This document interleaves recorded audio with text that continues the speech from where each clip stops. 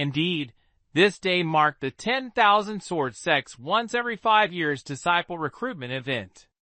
The square, 300 zhang wide, is situated halfway up the mountain. It is an expansive space carved out by human hands, with the ground paved in stone slabs engraved with intricate patterns. These patterns mostly depict strange forms of clouds, beasts, and flora, exuding an aura of immortality. Standing on this ground, one can feel an overwhelming sense of grandeur, as if standing above the mortal world. Half of the square stretched deep into the mountain, flanked on both sides by steep cliffs. Looking upward, one could see lush green trees, drifting clouds, and occasionally, spirit beasts soaring through the sky, their lively cries bringing a sense of tranquility, as if one had stepped into a celestial realm. Beneath those towering cliffs were hundreds of doors, all currently wide open.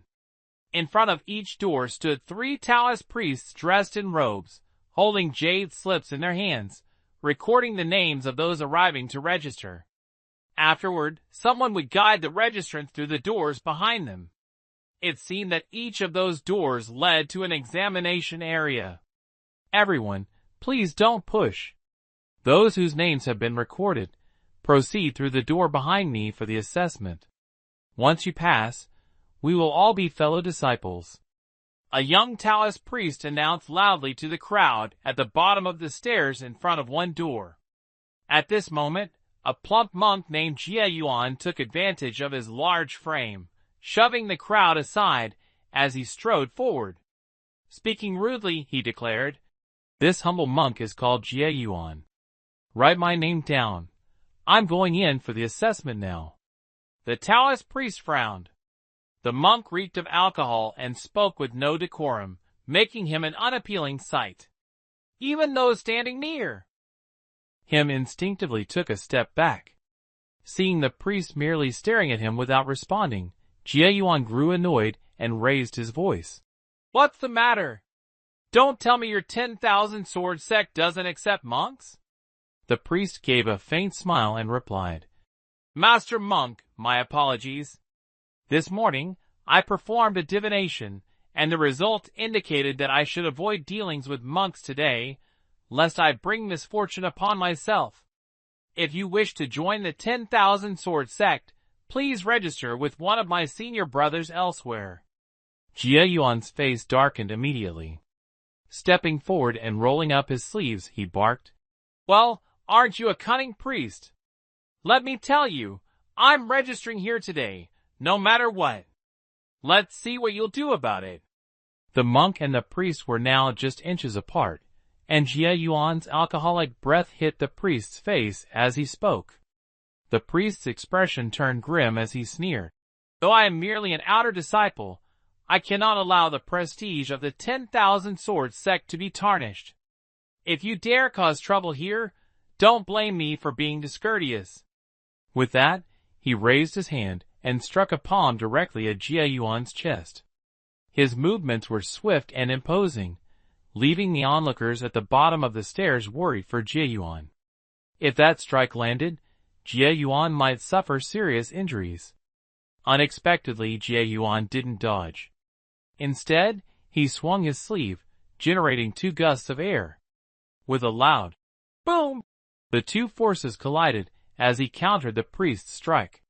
Both stepped back. Jie Yuan smirked slyly. The Taoist's face turned pale, and after a moment, he spat out a mouthful of blood with a retching sound. The 2 young Taoists beside him hurriedly supported him, exclaiming, "Senior brother Dongqiu." The Taoist shook his head, looked coldly at Jie Yuan, and said, "So, you're here to cause trouble. Very well. Today is a significant day for the 10,000 sword sect as we recruit disciples, and you've come to stir up trouble. This means you're opposing the 10,000 sword sect. I'll summon reinforcements to deal with you." With that, he pulled a signal arrow from his sleeve and launched it into the sky. The arrow shot upward, emitting a sharp whistling sound. Immediately, from the square and the mist-shrouded mountains, over a dozen streaks of light flew toward them, landing beside the Taoist in an instant. These individuals all carried long swords, their expressions cold and menacing. The leader among them looked particularly fierce, sending a chill down the spine of anyone who glanced at him. "You don't know what's going on?" the leader asked coldly. "Senior brother Andrew, this monk is here to cause trouble." Yu Dongqiu, the Taoist, pointed at Ji Yuan and shouted loudly, now emboldened by the arrival of reinforcements. Senior brother Andrew snorted, seemingly displeased with Yu Dongqiu. He turned to Ji Yuan and spoke deliberately. "I am Andrew Clark, from the Law Enforcement Hall of the 10,000 Sword Sect. If you come here to cause trouble, don't blame me for being ruthless." Ji Yuan noticed the arrival of reinforcements from above, his expression shifting slightly. After a quick glance, he shouted, "Who's causing trouble? I came to seek a master and learn skills. That Yu Dongqiu over there found me unpleasant and wanted to drive me away, even attempting to attack me. Fortunately, I've practiced martial arts in the past. Otherwise, I would have been beaten to a pulp." "You're lying. Just now, when we exchanged blows, your cultivation was already at the early stage of the core formation realm. Otherwise, how could you have injured me?" Yu Dongqiu hurriedly retorted. Andrew Clark frowned and asked, "Yu Dongqiu, are your words true?" "Senior brother Andrew, how would I dare to lie? Regarding the significant matter of selecting disciples for our 10,000 sword sect, how could I possibly be careless?" Yu Dongqiu, seeing Andrew Clark's doubtful expression, quickly defended himself. "Good. I believe you." Andrew Clark suddenly turned his gaze to Ji Yuan and, with a cold tone, said, "So you are a core formation stage expert. In that case, please move to another location. I, Andrew, although lacking in skill, wish to exchange a few moves with you. This humble monk will not go anywhere. I'll remain right here." Ji Yuan, seemingly wary of the other party luring him to a secluded place to gang up on him, quickly raised his voice. "Very well." Andrew Clark wasted no words. With a sharp sound, he unsheathed the treasured sword from his back. Immediately, cold light radiated in all directions, and a suffocating killing intent filled the air. At this moment, Ji Yuan's playful expression disappeared. His face turned serious as he tightened the tattered monk's robe on his body. Reaching into his chest, he pulled out a vajrapestle.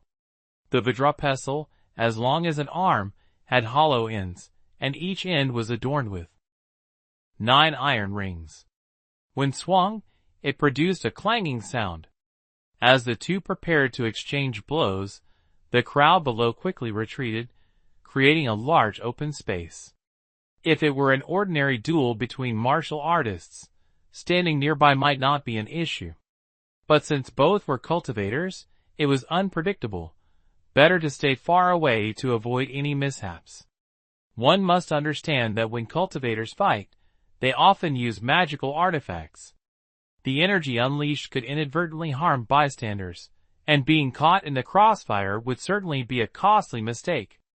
At the outermost edge of the crowd, a young man was slowly retreating, his eyes fixed intently on the scene at the gate, as though eagerly anticipating this spectacular battle. This young man, standing 6 feet tall, carried a long bundle on his back, which appeared to be a weapon, likely a sword or blade. Though his features were not particularly striking, a heroic spirit emanated from his brows. His eyes held a steadfast determination, revealing a resolute character at first glance. However, an occasional glint of cunning in his gaze hinted that beneath his resoluteness lay a touch of cleverness. "Hey! Being immortal, what realm is that big monk in, anyway?" This young man was none other than Ethan Blake. As he looked ahead, he silently posed the question in his mind to the being immortal. "Young one, you truly have sharp eyes. If I'm not mistaken, that big monk is at least a master at the transformation stage. As for Andrew Clark, he's also a cultivator at this level, though likely a bit inferior. I fear ye might suffer a loss." Being Immortal lazily remarked. Ethan Blake frowned and said, "It seems that Big Monk really came here to stir up trouble. Sigh. This 10,000 sword sect may not be such a good place after all. We should probably look for another sect." "Stop talking nonsense. A few days ago, when we visited the sword dispersing palace, you also said it wasn't a good place and insisted on finding another sect. Now that we're here at the 10,000 sword sect, you want to leave again. You're still young, so why is your mindset so fickle?" Being Immortal said with dissatisfaction. "I just want to find a quiet place to cultivate, not a place where we have to fight every day. Look at this 10,000 sword sect. Even during their disciple recruitment, there's someone causing trouble. Isn't that proof this place is full of chaos?" Ethan Blake kept shaking his head, as if he truly wanted to leave. "Who said we're so unlucky? I went through so much trouble using the materials you pieced together to set up a small teleportation array, only to end up being sent to the wild mountain range. If it weren't for small sects like this, even if you wanted to leave, I wouldn't agree.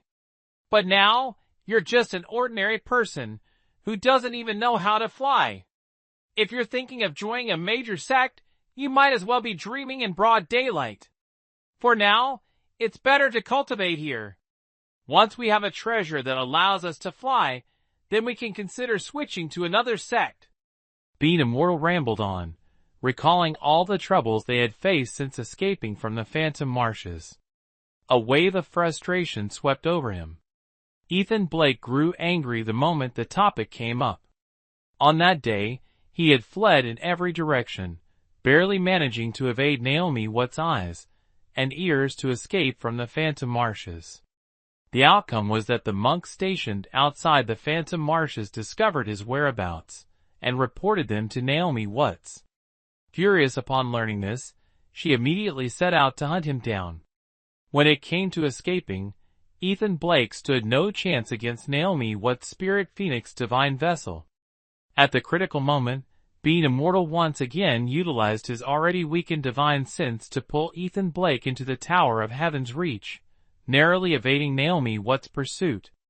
Naomi Watt, shocked that Ethan Blake managed to escape right under her nose, found herself unable to vent her anger. She turned her wrath upon the wandering cultivators of Cloudwater Kingdom, massacring many and sowing countless grudges. Once Naomi Watt had gone far enough, Ethan Blake emerged from the tower. However, considering Naomi Watt's temperament and the possibility that she might return to kill him, he sought help from Being Immortal. Being Immortal quickly decided that Ethan Blake should gather materials to set up a small teleportation array to flee the extreme northern lands. The process of gathering materials need not be detailed. Once the teleportation array was completed, a flash of white light appeared, and Ethan Blake found himself in the Long Roar mountain range. Although he had escaped Naomi Watt, he was now trapped in the desolate wilderness of the Divine Dragon Ridge. The Long Roar mountain range was unlike any other. The area was rich in spiritual energy, making it not only a prime cultivation ground for monks, but also the birthplace of countless rare treasures and exotic beasts, with danger lurking at every corner. Fortunately, Ethan Blake had good luck and did not encounter any ferocious beasts. He eventually arrived at the Divine Dragon Ridge, where he inquired with the local residents and discovered that the area was home to two major immortal sections. Without delay, he decided to seek refuge and cultivate the way of Tao. However, upon arriving at Sword Palace, he found it embroiled in a fierce battle and promptly fled the scene. A few days later, news spread that the 10,000 Sword sect was recruiting disciples. Intrigued, Ethan Blake decided to check it out, only to encounter troublemakers, which made him reconsider and eventually withdraw.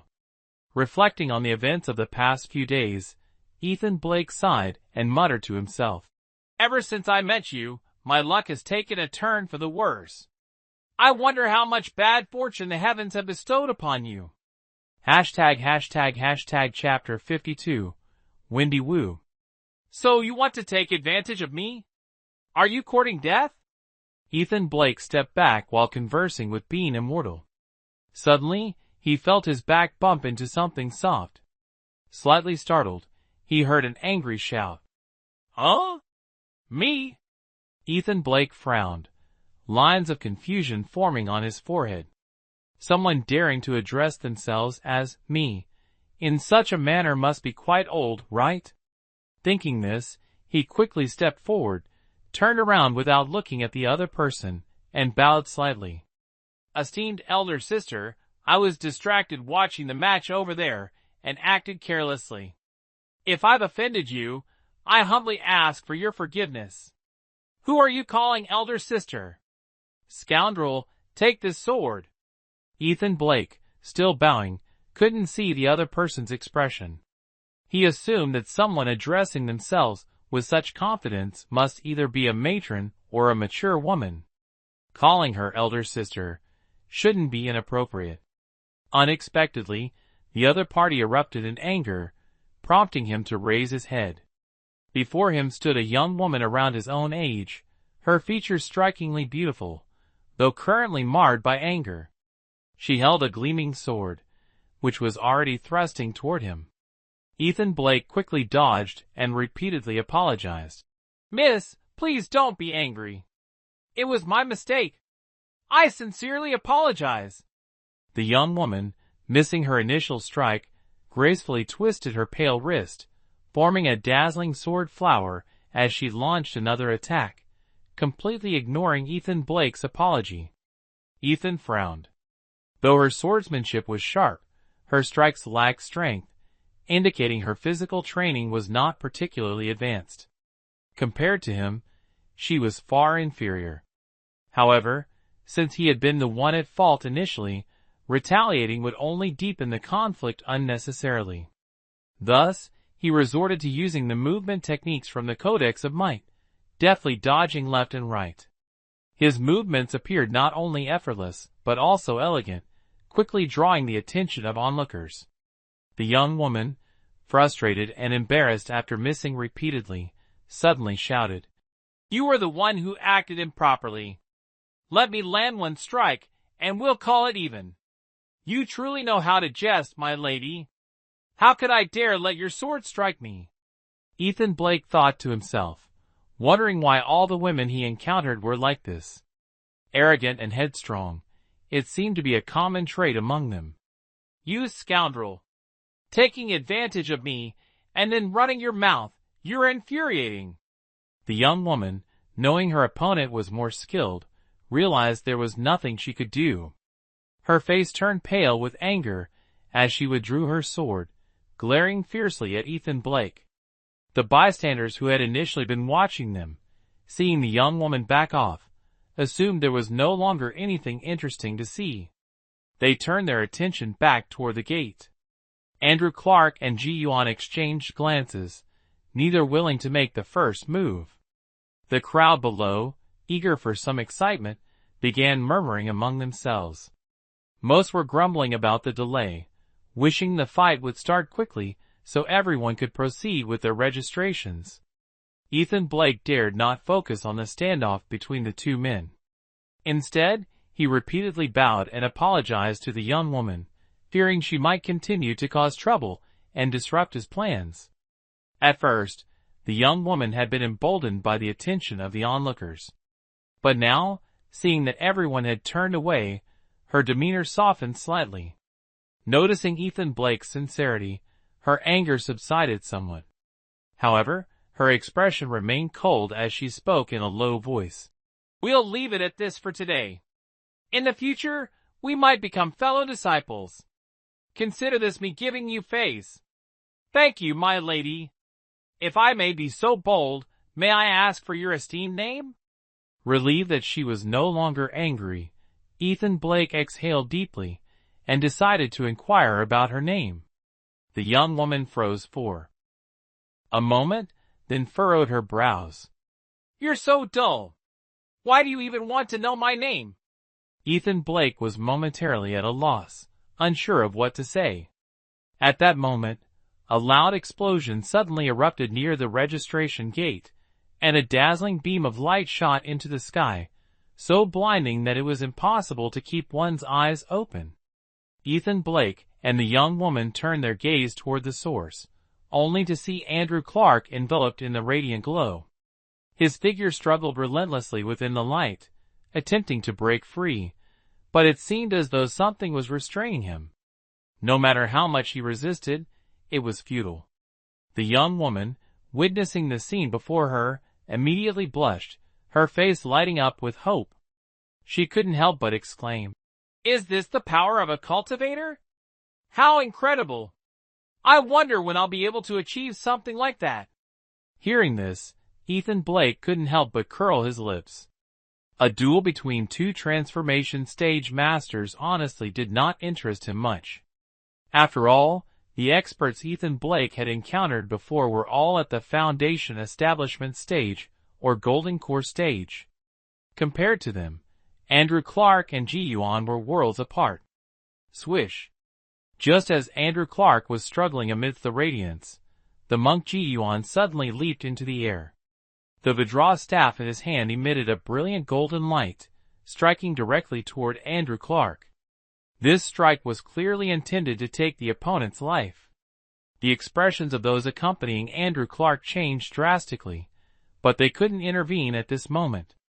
Otherwise, not only would it tarnish the prestige of the 10,000 Sword sect, but it might also cause the attendees to leave, leading to the sect's reputation being utterly ruined, with no one paying attention to them anymore. Seeing that his opponent was aiming to kill, Andrew Clark was terrified. Although his cultivation level wasn't high, he had some background, and was a disciple of the law enforcement hall.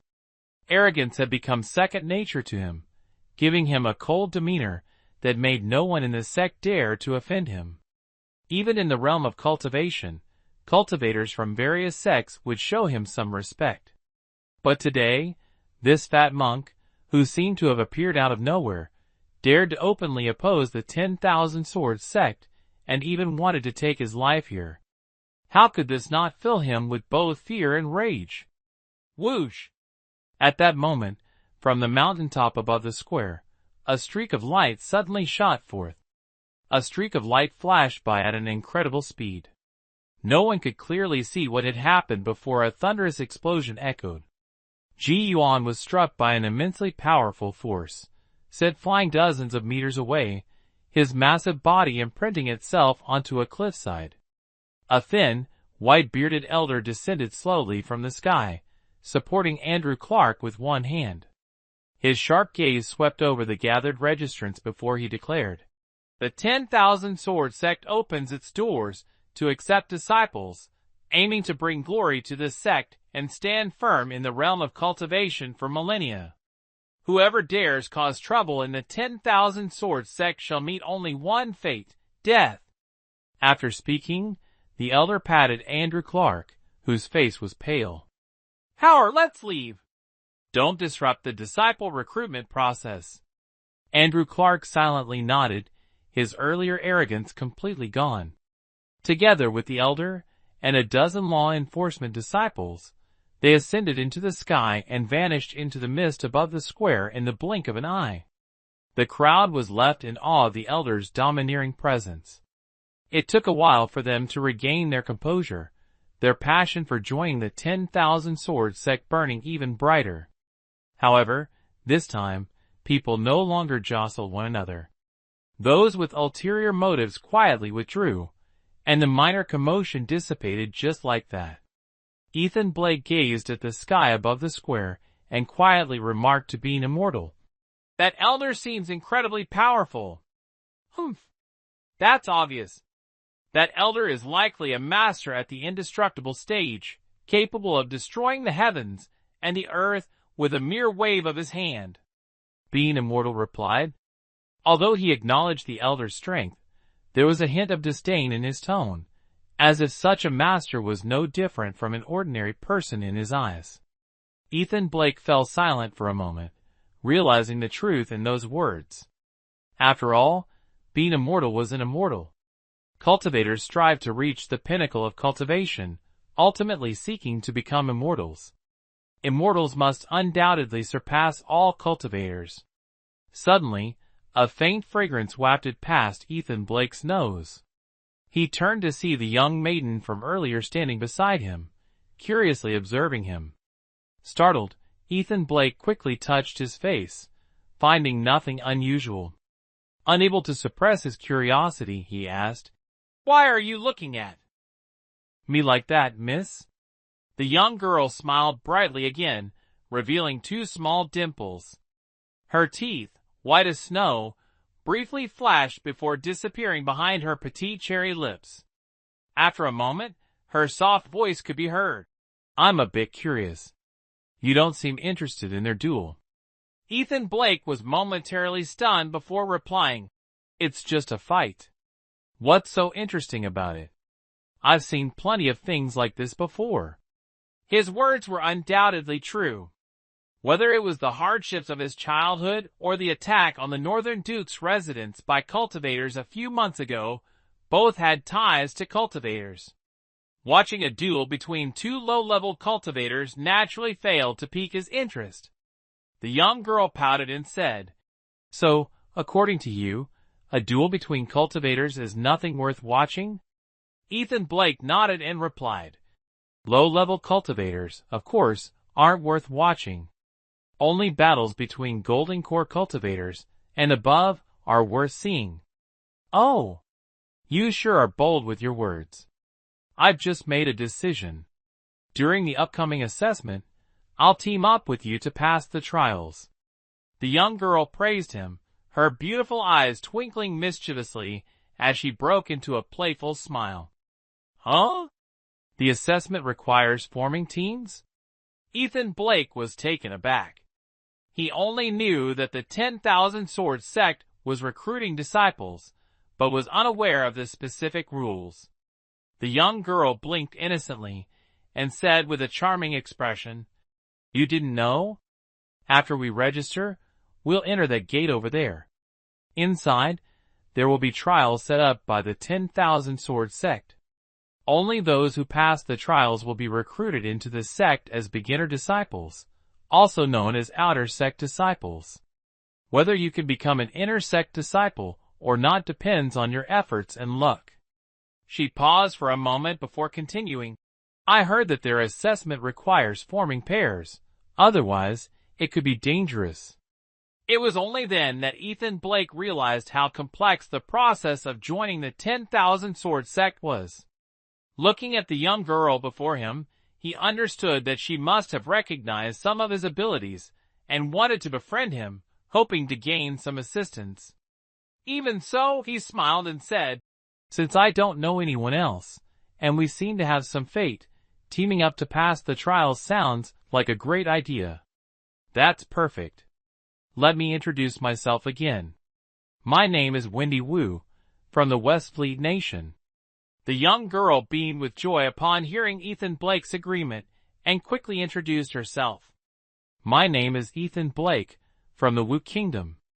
Ethan Blake replied openly without hesitation. The young girl was startled and couldn't help but ask, "The Wu Kingdom is thousands of miles away from here. How did you get here?" "Ha ha. Miss Wendy, however you arrived here, I came the same way," Ethan Blake said with a mysterious smile. Wendy Wu mentioned she came from the Eastern Viet Kingdom, and Ethan immediately suspected that she must have some unusual background, perhaps even a family with cultivators. It was well known that the Eastern Viet Kingdom lay far to the northernmost reaches, tens of thousands of miles away. The journey was fraught with treacherous mountain ranges and infested with ferocious beasts, making it nearly impossible for ordinary people to travel from there to this place. Moreover, the Eastern Viet Kingdom was home to a super sect known as Virtue Keep. If one wanted to learn the path of cultivation, why would they need to travel so far away? This made the young woman named Wendy Wu seem rather mysterious. Wendy Wu paused for a moment, then smiled softly without exposing his curiosity. Instead, she shifted the topic. "Ethan Blake, Do you know the name of the 10,000 sword sects assessment? I don't even know the rules, let alone anything else. I must rely on your guidance, Miss Wendy. Ethan Blake replied, glancing ahead. Quite a few people had already completed their registration and were stepping through the large gate, all in pairs, entering together. Then let me tell you. The 10,000 sword sects assessment is called the trial of life and death, Wendy Wu said. Seeing Ethan Blake's indifferent attitude, she felt slightly annoyed and deliberately emphasized her tone. Trial of life and death?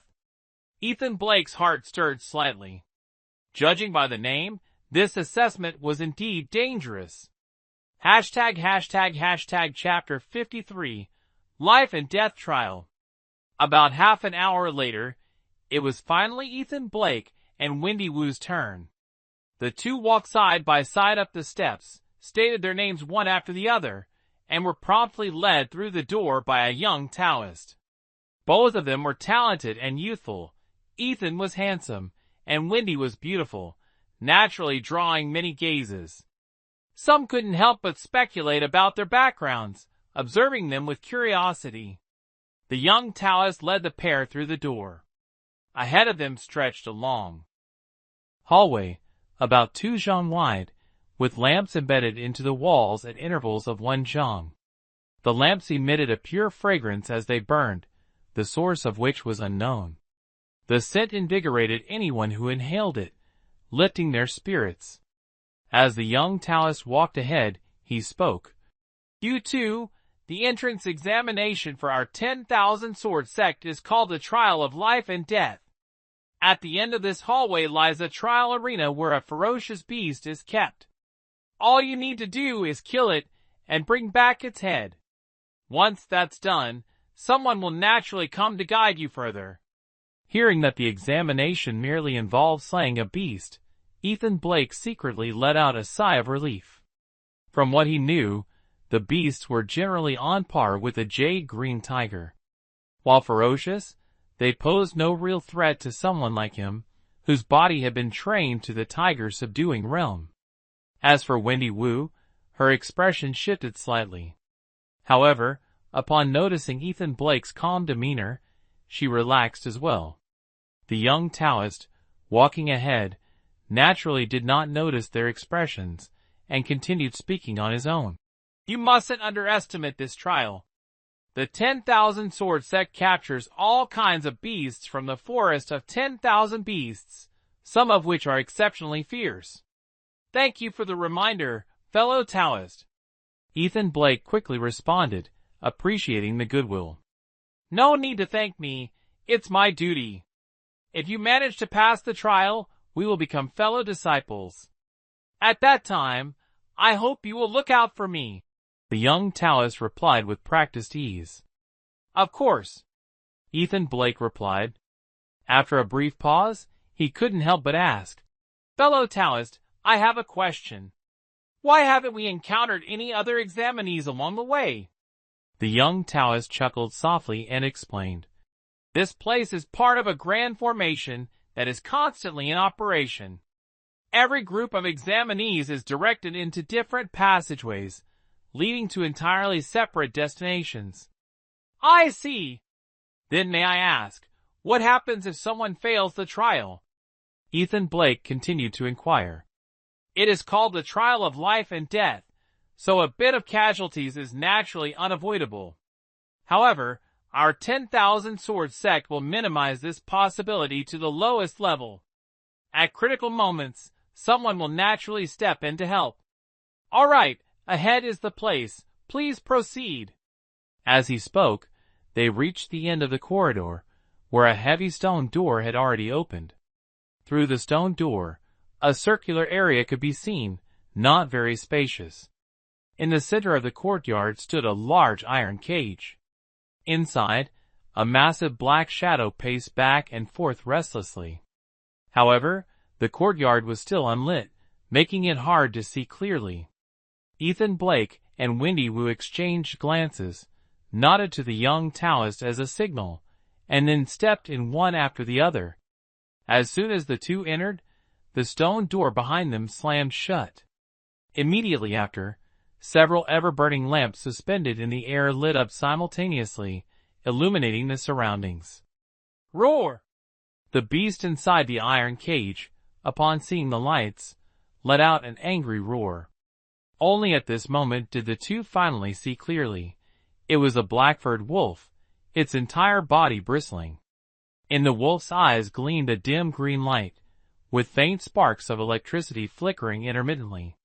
Its body was as large as a calf, and when it growled, its exposed fangs exuded a chilling aura. Ethan Blake took a deep breath, quickly pulled out the long bundle from his back, and with a swift motion, a flash of sword light appeared. The Naomi Dew Phoenix sword of Naomi, what's now rested firmly in his hand. Seeing Ethan Blake draw his weapon, Wendy Wu also unsheathed her treasured sword.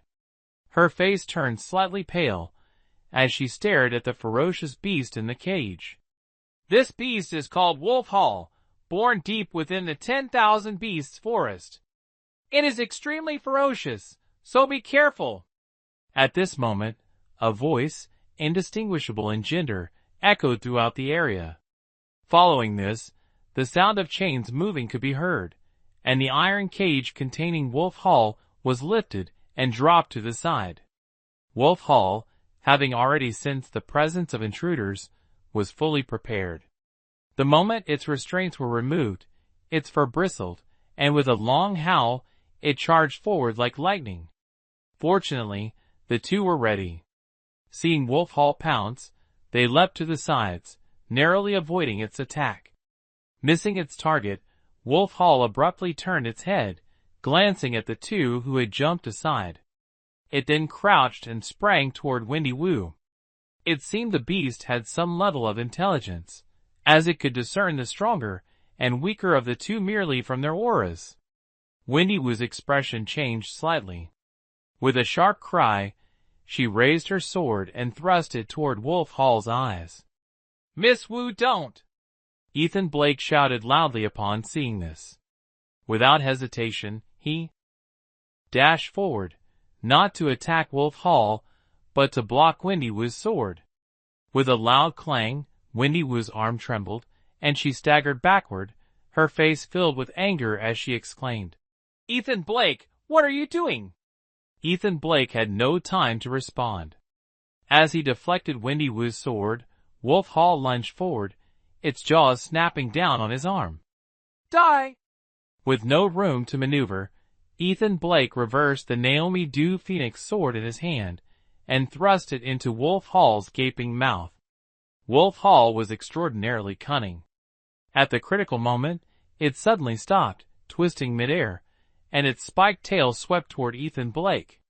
However, this move gave Ethan Blake a brief chance to catch his breath. He swiftly lowered his body, nearly grazing the ground, sliding out just in time to land beside Wendy Wu. "Miss Wu, this Wolf Hall's eyes emit electricity. If your sword touches it, the electric current will injure you. Let's attack its neck and abdomen together. Those are its weak points. We should be able to wound it." Ethan Blake, still unsteady on his feet, quickly explained. Wendy Wu nodded in agreement, but noticed Ethan Blake had already dashed forward, prompting her to hurriedly follow. Two streaks of sword light, like white ribbons, slashed toward the massive Wolf Hall. Having failed in its first two attacks, Wolf Hall crouched low, the fur along its back standing upright like steel needles, waiting for its opponents to make their move. As Ethan Blake and Wendy Wu's sword light struck, Wolf Hall suddenly let out an enraged roar. The fur on its back shot outward, sending a barrage of black, needle-like hairs flying through the air. Caught off guard by this unexpected move, Ethan Blake quickly swung his sword, creating a dazzling display of sparks in midair. "Ah!" Wendy Wu, reacting a moment too late, was struck by several needles, letting out a delicate cry of pain. Ethan Blake frowned, swinging his sword while leaping in front of Wendy Wu to shield her. Fortunately, by this time, most of the needles had already been fired, their threat significantly reduced. The electric wolf, seeing its needle attack fail to cause significant harm, bared its teeth and growled, its eyes fixed intently on Ethan Blake, ready to launch another strike at the slightest movement. "Miss Wu, are you all right?" Ethan Blake asked in a low voice. Wendy Wu shook her head and replied, "Luckily, none hit a vital spot. Who would have thought this electric wolf could use hidden weapons? Truly unexpected. The beasts in the forest of 10,000 beasts are all intelligent and possess unique skills. Passing this trial won't be easy," Ethan Blake said, his eyes locked on the unmoving electric wolf, speaking quickly. "What should we do? That creature keeps staring at us. What is it planning?" Wendy Wu's jade-like face was slightly pale, her brows furrowed. She was clearly enduring pain, though it was unclear where the needles had struck her. "It's waiting for an opportunity," Ethan Blake said. "Miss Wu, I'll distract it in a moment. You must attack its neck as quickly as possible. Together, we'll kill it in one strike." "Understood," Wendy Wu nodded. "I count 1, 2, 3. Ethan Blake tightly gripped the Dew Phoenix sword in his hand. 1, 2, 3. Ethan Blake uttered each word deliberately. As soon as the third word left his lips, his body sprang into action. Holding the treasured sword, he feigned a thrust and quickly rolled to one side. The electric wolf had been waiting for its opponent to make a move. The moment it saw Ethan Blake act, it let out a roar and lunged forward. But its attack missed. Enraged, it twisted in midair and turned toward Ethan Blake, who was rolling to the side. At the same time, its blue eyes surged with electric energy, emitting a crackling sound. "Miss Wu, strike now!" Ethan Blake's heart raced as he shouted, his suspicions confirmed. Lightning bolts could indeed be fired from the electric wolf's eyes. Before his voice had even faded, a bolt of lightning shot toward him. Ethan Blake dared not block it with his sword, and had no choice but to roll again to evade. Thud! The spot where he had just stood erupted in a cloud of dust and debris as the lightning left a deep crater in the ground. "That lightning is terrifying," Ethan Blake thought to himself. Without hesitation, he thrust his sword forward again, fully committing to drawing the electric wolf's attention to create an opening for Wendy Wu. Since the two had entered the area, the electric wolf had relentlessly attacked without managing to injure them. Now, furious beyond measure, it bared its fangs. Seeing Ethan Blake thrust his sword once more in what seemed like a taunt, the wolf's eyes flared with lightning and fired again. This time, the lightning wasn't aimed at Ethan Blake but directly at his sword. If it struck the sword, the electricity would conduct through it and harm Ethan Blake. All of this happened in an instant. Hearing Ethan Blake's warning, Wendy Wu immediately shouted and hurled her sword. Wendy Wu's sword streaked through the air, leaving a dazzling trail and a sharp whistle. With a sickening thud, it pierced straight into the electric wolf's neck. A stream of dark, thick blood gushed from the wolf's throat. At the same moment, the electric wolf's lightning struck the Dew Phoenix sword in Ethan Blake's hand. Ethan Blake suddenly felt a sharp pain in his arm, as if pricked by needles, letting out a miserable scream as his body was flung backward by an electric shock. On the blade of the Dew Phoenix sword, electric currents flickered and crackled, producing dazzling sparks. The electric wolf, struck at a critical point, was midair when it fell heavily to the ground with a thud.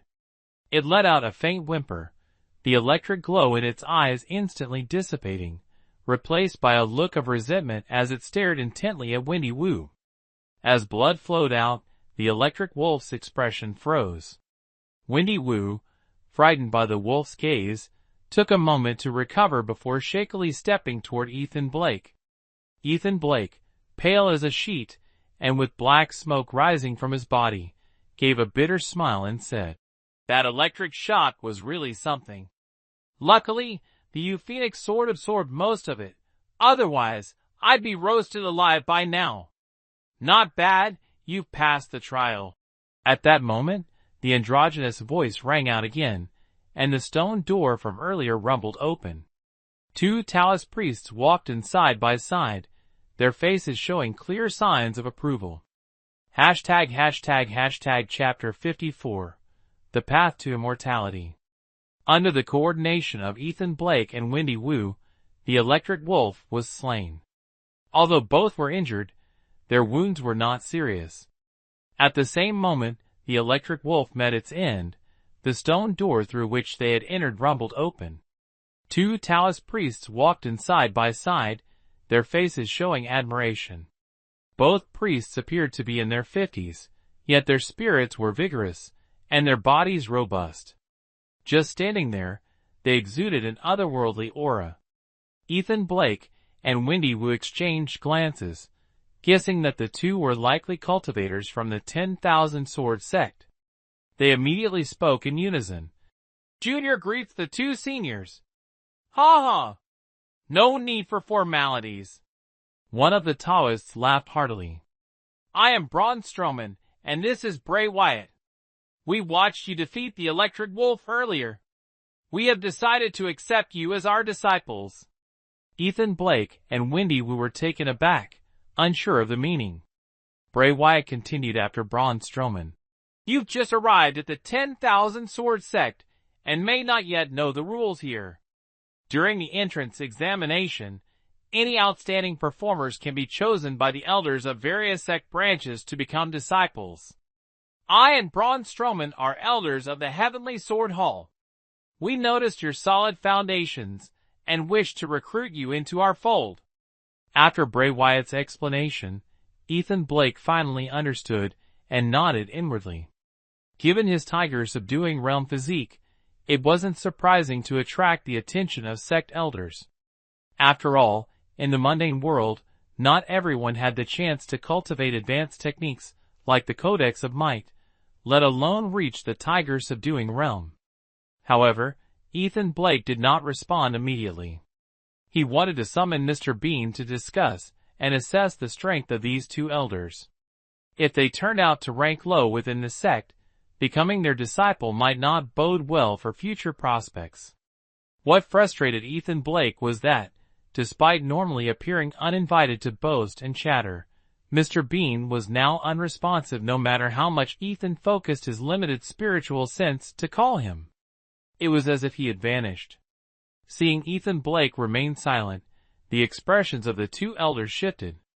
With their elevated status in the 10,000 Sword sect, personally recruiting disciples was already a significant favor, yet the other party seemed hesitant. Noticing the elders' changing expressions, Wendy Wu quickly nudged Ethan Blake and said, "Ethan Blake, we should quickly thank the elders." Ethan Blake snapped out of his thoughts. Since Mr. Bean was unresponsive, and he didn't want to offend the 2 elders, he decided to temporarily follow them for training. He hurriedly bowed and said, "I humbly ask for the forgiveness of the 2 seniors. This junior is overwhelmed by the honor." Wendy Wu also chimed in, saying, "I am willing to follow the 2 elders to cultivate the Tao." Braun Strowman and Bray Wyatt finally smiled again, exchanged glances, and fixed their eyes on Wendy Wu. After observing her briefly, they said, "In that case, follow us to the Heavenly Sword Hall. There, other disciples will assist you with registration and the initiation process." With that, the 2 elders turned and walked out of the door. Wendy Wu grabbed Ethan Blake's arm, quickly following behind them. In a hushed tone, she said, "What are you thinking? Don't you want to join the 10,000 Sword sect to cultivate the Tao?" Ethan Blake let out a bitter laugh, remaining silent, as Wendy Wu dragged him toward the exit. Once they stepped out of the stone door, the scene before them was no longer the long hallway they had seen earlier. Instead, it was a floating circular stone platform suspended in midair, facing a pavilion in the sky. Connecting the stone platform to the pavilion was an arched stone bridge, with the other end leading directly to the ethereal structure. The pavilion in the sky was exquisitely sculpted, breathtakingly beautiful beyond words. Clouds swirled around it, and occasionally celestial cranes and elegant birds flew past, their melodious cries echoing in the air. The sight before them felt both real and surreal, as though they had stepped into a dream. Ethan Blake couldn't help but feel deeply moved. Looking down from the circular stone platform, his heart began to race. Beneath the platform, mist rose and swirled. Occasionally, he could glimpse verdant mountain peaks scattered across the horizon, layered endlessly, as if they were incredibly distant. Could this really be the sky? Ethan Blake murmured in astonishment. "Follow us." At that moment, the two elders appeared on the stone bridge, beckoning them repeatedly. Ethan Blake quickly refocused his mind, silently marveling at the mystical nature of the sect within the realm of cultivation. Beside him, Wendy Wu was clearly just as captivated by the enchanting scenery. It wasn't until she heard the elders calling that she snapped out of her daze and said, "Ethan Blake, they're calling us." Ethan Blake nodded, suppressing the awe in his heart, and walked side by side with Wendy Wu onto the stone bridge. The stone bridge, which initially seemed only 3 or 5 meters long, revealed itself to be extraordinarily lengthy once they stepped onto it, stretching endlessly with no visible end in sight. Looking back, the circular stone platform behind them had already disappeared without a trace. The two elders who had been standing in the middle of the stone bridge were nowhere to be seen. Looking up, the bridge was shrouded in swirling mist, and the pavilion floating at the end of the bridge appeared illusory and elusive. Ethan Blake and Wendy Wu stood on the stone bridge, deeply astonished, unable to move forward or retreat. A truly difficult predicament. "Ethan Blake, do you think this might be another test?" Wendy Wu, though usually hot-tempered, revealed her feminine vulnerability in such a situation, her voice trembling slightly. After all, they were likely thousands of feet above the ground. A single misstep could lead to certain death. Ethan Blake frowned, unable to immediately make sense of their predicament. Seeing Ethan Blake purse his lips in silence, Wendy Wu grew even more anxious. Grabbing his arm, she urged, "Say something. What should we do now?" "Move forward," Ethan Blake said in a low voice. "There's no way back, so we have no choice but to go straight ahead and see what they're up to." Hearing Ethan Blake's response, Wendy Wu released his arm. Reflecting on it, she realized he was right. In a situation with no retreat, the only option was to advance. Having made their decision, the two wasted no time and cautiously took steps forward. The stone bridge was not wide, at most about 10 feet across. Walking side by side, there was just enough space for the two of them. Adding another person would feel cramped. Even so, neither dared to walk near the edges, opting instead to stay in the middle of the bridge. Apart from the drifting clouds and the pavilion at the bridge's end, there was nothing else around. Even the celestial cranes that had been soaring earlier were nowhere to be seen. They walked and paused intermittently for nearly an hour, yet looking ahead, it felt as if they hadn't moved at all, as though they were stuck in the same spot. Ethan Blake frowned and said, "We can't keep going like this. At this rate, we'll exhaust ourselves to death before crossing the stone bridge." He then stepped to the edge of the bridge, gripping the railing and peering down. The sensation of hanging in midair overwhelmed him, and he quickly recoiled in fear, thinking to himself, "This is still better than being on Naomi Watts' divine spirit vessel. Stay calm and think of a solution." Thinking this, he stepped back to Wendy Wu, slumped down on the bridge, and appeared to want to rest there. "Ethan Blake, stop being lazy and come up with an idea. Are we just going to stay stuck here forever? Boo-hoo. I'd rather face a fierce beast and have a thrilling fight than this." Wendy Wu sobbed. Ethan Blake gave a wry smile, shaking his head, silently lamenting how women in this world often seem so unpredictable. Or was it that he was fated to encounter such women? Seeing Ethan Blake sitting silently, Wendy Wu felt annoyed, but given the situation, she didn't know what else to do. She sat down beside him, fiddling with the hem of her clothes, sulking. Ethan Blake wasn't idle, though. In his mind, he was quickly analyzing the intentions of the 10,000 Sword sect. Judging by the current circumstances, this stone bridge was undoubtedly some sort of trial. But what would happen if they failed to pass it? Taking in disciples is one thing, but why make such a fuss about it? Looks like the 10,000 Sword sect isn't as virtuous as it seems. The more Ethan Blake thought about it, the more powerless he felt, inwardly cursing them. Ha! Boy, I was gone for just a moment, and you're already pulling your hair out in frustration? At that moment, Being Immortal's voice suddenly echoed in his mind. I called you earlier. Why didn't you respond? Ethan Blake immediately questioned. Humph. Those two old Taoists have profound cultivation. If they discovered my existence, you wouldn't stand a chance of surviving. Being Immortal replied. Isn't that a bit exaggerated? Tell me, what do you think? In the realm of cultivation, deceit, betrayal, framing one another, killing to seize treasures, and so on, those things are all too common. Being Immortal spoke with a cryptic tone. Ethan Blake shuddered. Being Immortal was not wrong in the slightest.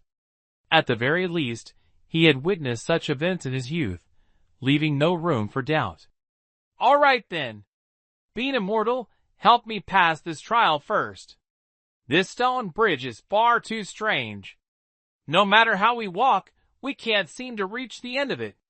Ethan Blake shook off the memories of the past, focusing instead on solving the immediate problem. Ha, foolish mortal. Of course, you can't cross this stone bridge by merely walking. This bridge is called the path to immortality. Without resolute determination, how could you possibly traverse this path? Use your heart to walk it. Only by doing so can you earn the right to cultivate and ascend to immortality. Being Immortal revealed the secret of the stone bridge, leaving Ethan Blake momentarily stunned. The path to immortality? Walk it with the heart? Ethan Blake murmured to himself. What did you say? Wendy Wu, hearing Ethan Blake's murmurs, quickly asked. Miss Wu, listen to me. Dispel all distractions, calm your mind, and use our willpower to cross this bridge. If we don't, neither of us will have the qualifications to cultivate and ascend to immortality. Ethan Blake pondered for a moment, and suddenly, clarity dawned upon him. He began to understand the intent behind the 10,000 Sword sect's trial. Fighting fierce beasts was merely a test of physical strength, to see if one had the foundation for cultivation. But this stone bridge was a test of the mind. Without great determination and perseverance, how could one overcome the endless challenges on the long path of cultivation and ultimately reach the pinnacle of immortality? With this realization, Ethan Blake understood that as long as one's willpower was strong enough, the stone bridge would naturally lead to its end. This is the true trial of life and death. Life and death here are not what ordinary people understand them to be, but rather a single word, Tao. After reminding Wendy Wu, Ethan Blake paid her no further attention. He closed his eyes and calmed his mind. In just an instant, everything around him fell silent, as if he were the only one left in the world. All things seemed to belong to him. The heavenly Tao takes from those with excess to give to those in need. Human Tao, on the other hand, takes from the needy to serve the excessive. Who can give of themselves to benefit the world? Only those who possess the Tao. In this mystical realm, in that miraculous moment, Ethan Blake seemed to suddenly comprehend something. Unconsciously, he caught a glimpse of a heavenly secret. Meanwhile, in a pavilion floating above the end of the stone bridge, Braun Strowman and Bray Wyatt stood by the window, gazing toward Ethan Blake with astonished expressions. Truly unexpected. This young man named Ethan Blake appears to have some potential. Braun Strowman sighed deeply. Senior brother, you are absolutely right. This child has not only cultivated his body to the tiger recovery realm, but has also developed a bit of divine sense. Truly a rare talent. What a pity! We've already promised her to take good care of her niece. I'm afraid this talent will be wasted. Bray Wyatt's voice carried a trace of regret. Ha ha! Senior brother, compared to the benefits she brings us, what is a young man with some aptitude worth? Braun Strowman laughed heartily. Senior brother, you are absolutely correct. Bray Wyatt's eyes sparkled as he thought of the benefits the other party had promised, his heart burning with excitement. Senior brother, then how should we handle this young man? Let him start by herding the exotic beasts captured from the forest of 10,000 beasts. Give him a mediocre cultivation technique to fool him, and that should suffice, Braun Strowman said nonchalantly. However, no matter how hard he thought, he could never have guessed that this decision would later bring about unimaginable consequences for him. Of course, that's a story for another time. #### Chapter 55, Heavenly Sword Path. Ethan Blake suddenly found his surroundings noisy and bustling, as though many people were whispering around him. Slowly opening his eyes, he realized he was now in a grand hall, surrounded by dozens of people dressed in various outfits. These individuals all appeared astonished, whispering softly among themselves. Ethan Blake perked up his ears to listen, and after a while, he understood that these people, like him, had all passed a life-and-death trial and were abruptly brought here. Miss Wu. Understanding the current situation, Ethan Blake let out a sigh of relief. He looked around but saw no sign of Wendy Wu, prompting him to call out softly. There was no response. It seemed Wendy Wu wasn't nearby. Could she have failed to pass the trial on the stone bridge? Ethan Blake frowned. The stone bridge, known as the path to immortality, was truly challenging to cross without a resolute mind. If not for his cultivation of the bright mirror clear heart mantra, which had helped him develop a trace of divine consciousness, he likely wouldn't have been able to steady his mind and cross safely. That bridge, while devoid of physical danger, could induce panic if one lingered too long.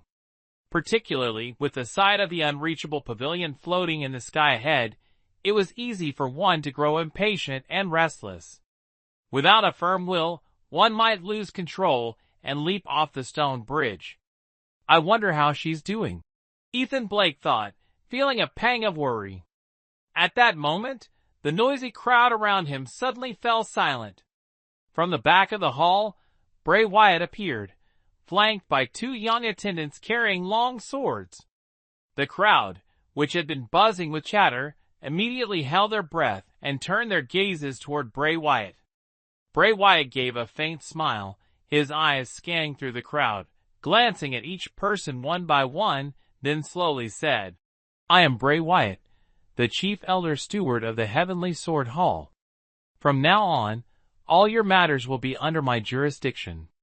Below him, the crowd immediately let out a collective murmur, simultaneously bowing respectfully toward Bray Wyatt. Some who stood closer even revealed fawning expressions, hoping to use this opportunity to leave a favorable impression on him. Our 10,000 sword sect consists of 4 divisions, namely the Heavenly, Earthly, Human Halls, and the Law Enforcement Hall. Judging by the ranking order, you should understand that the Heavenly Sword Hall is the foremost division of our sect. Being selected to join our hall signifies that your talents among the many disciples chosen are the most exceptional.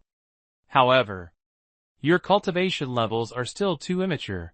For now, you can only serve as outer disciples. Bray Wyatt spoke while carefully observing the expressions of those below. These individuals came from various places and were considered formidable in the secular world. However, when compared to the sect's cultivation standards, they were insignificant. Thus, Bray Wyatt's words did not provoke dissatisfaction. On the contrary, everyone bowed their heads cautiously, fearing any misunderstanding of arrogance. Satisfied, Bray Wyatt nodded approvingly. Every cultivator starts as an outer disciple, so opportunities are equal for everyone. As long as you work hard, you will naturally be admitted into the inner sect in the future. Alright, I will now begin assigning tasks and explaining the sect's rules. Bray Wyatt then proceeded to recite the rules of the 10,000 Sword sect, which amounted to over 100. Ethan Blake, however, had no interest in listening. Instead, his thoughts wandered to the fleeting moment of insight he had experienced earlier with the stone orb. Unfortunately, it was just a brief flash, and now, as he tried to recall it, the memory had already become vague and elusive, impossible to grasp. After explaining all the sect's rules, Bray Wyatt began assigning tasks to the newly selected disciples. In every sect, outer disciples, apart from necessary cultivation, were also responsible for various chores. Tasks included planting herbs, raising spirit beasts, or cleaning the halls. Of course, among these chores, there were some easier ones, such as serving certain direct disciples of the elders or the elders themselves. These roles not only provided guidance in cultivation, but also came with additional monthly distributions of medicinal pills from the sect. However, such cushy tasks were mostly reserved for those with connections to the higher echelons of the sect. For individuals like Ethan Blake, who had no background or status, there was absolutely no chance. In the Grand Hall, there were several dozen people in total. Each was called by name and assigned duties before being led away to collect their robes and arrange their accommodations. Before long, only a few people remained in the hall. At this moment, Bray Wyatt turned his gaze toward Ethan Blake and said, "Ethan Blake, for this disciple recruitment examination, our 10,000 Sword sect captured quite a number of ferocious beasts from the forest of 10,000 beasts. After the examination, there are still some left over. Your task will be to handle their daily feeding." Ethan Blake had been pondering what kind of assignment Bray Wyatt would give him. Previously, both Bray Wyatt and Braun Strowman had personally gone to the trial site to recruit him and Wendy Wu into the sect. Surely, they would assign him a decent task, right? But unexpectedly, they assigned him to raise ferocious beasts. As soon as Bray Wyatt finished speaking, the gazes of several others in the Grand Hall immediately turned toward him, all revealing mocking expressions. Ethan Blake's face turned slightly unpleasant, but he knew that at this point, showing dissatisfaction would surely bring trouble upon himself. Therefore, he took a deep breath and respectfully said, "Disciple obeys." Bray Wyatt nodded and addressed a young attendant beside him. "Xiao Jin, take Ethan Blake to collect this month's clothing and pills, then lead him to the livestock camp in the rear mountains."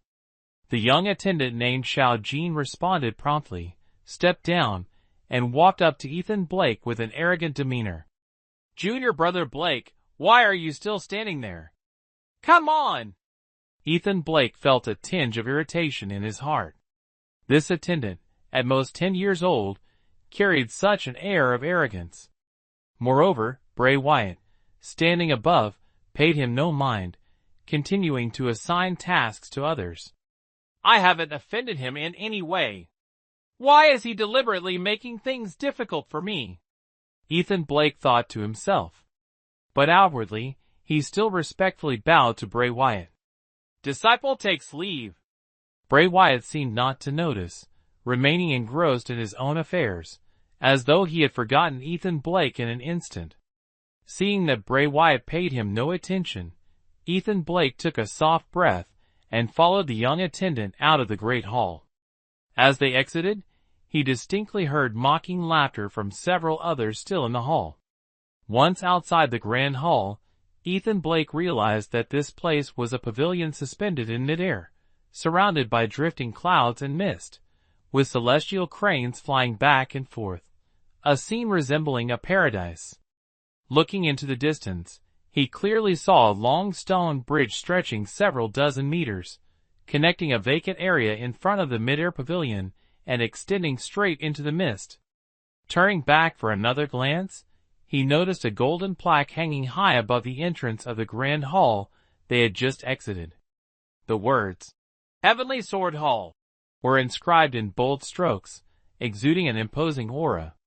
Seeing Ethan Blake's astonished expression, the young attendant chuckled and said, "Stop standing there in a daze and hurry up. Later, we still have to attend the sect master's lecture with the master."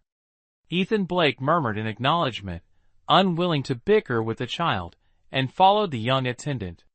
This pavilion floating in midair is actually built on a massive circular platform.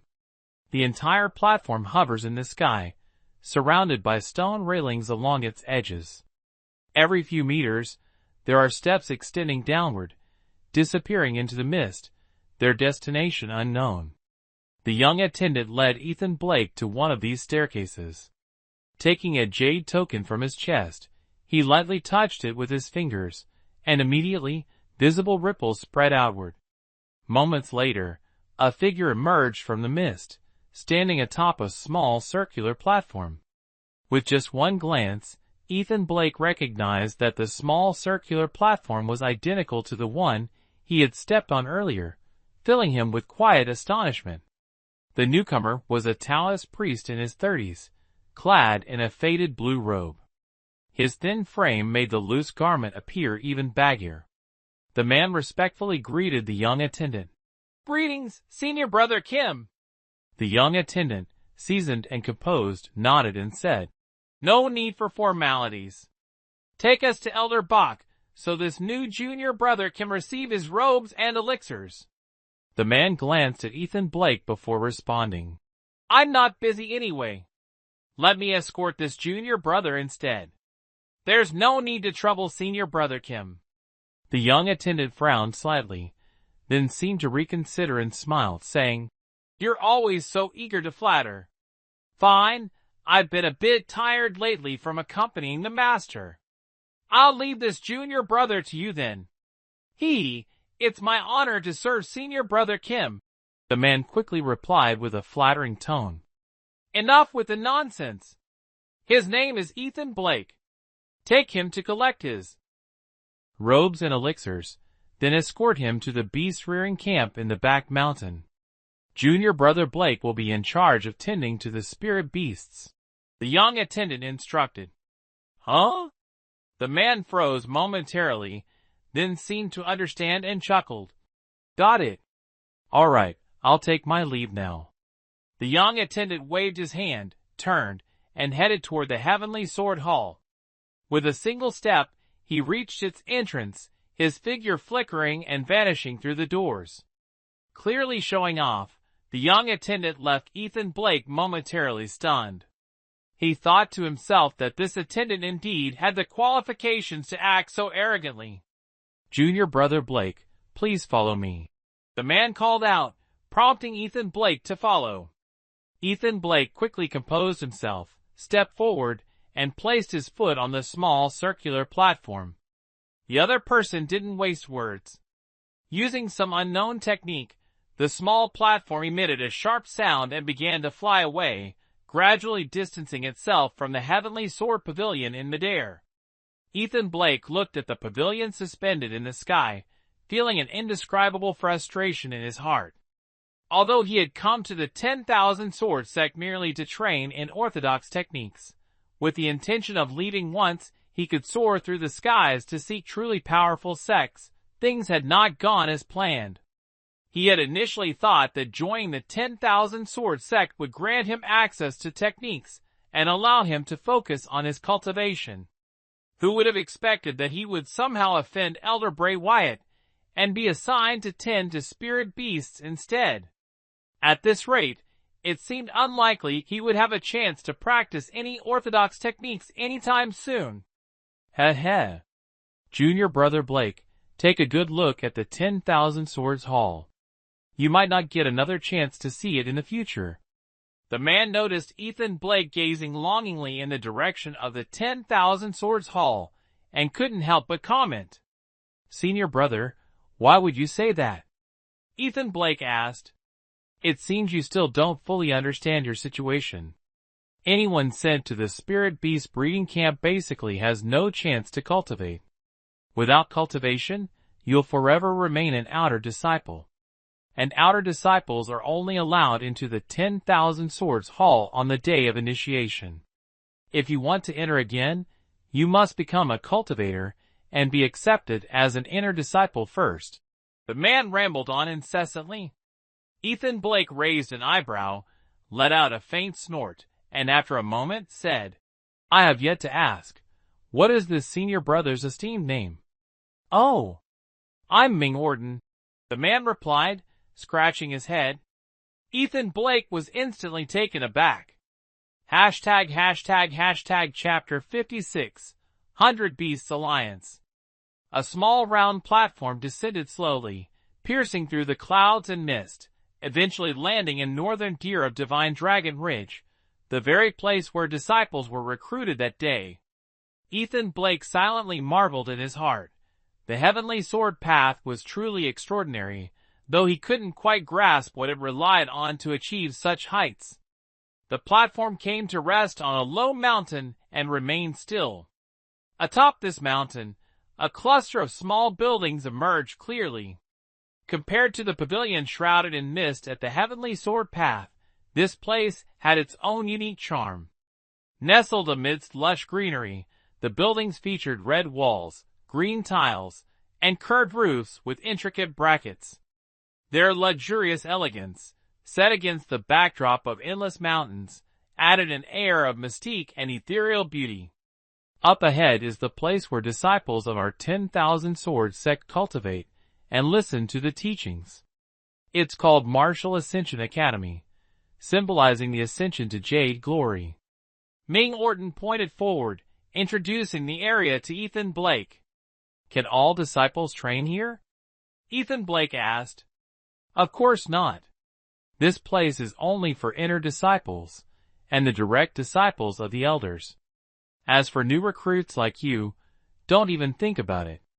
Come, I'll take you to collect your robes and pills, then escort you to the livestock farm in the back mountain." Ming Orden sneered, his expression making it clear that even he had never set foot in the Martial Ascension Academy. Ming Orden, familiar with the layout, led the way. Before long, they arrived at the outskirts of the Martial Ascension Academy and stopped in front of a small courtyard. This is the General Affairs Courtyard, where the daily matters of outer disciples are handled. Ming Orden explained in a low voice. In front of the courtyard, two disciples were chatting softly. When they saw Ming Orden approaching with someone, they immediately turned their attention to Ethan Blake, scrutinizing him from head to toe. "Ming, where has Elder Bray Wyatt decided to assign this junior brother?" one of them asked after a brief glance, his tone carrying a hint of enthusiasm. Ming Orden chuckled and replied, "The elder said the livestock farm is short-handed, so junior brother Ethan Blake will be helping out there." The two people were momentarily stunned, then their expressions shifted to one of sudden realization. The warmth in their eyes from earlier disappeared instantly, replaced by disdain. Clearly, disciples sent to the breeding camp were not on the list of people worth currying favor with. Ethan Blake noticed the change in their expressions, and couldn't help but sigh inwardly.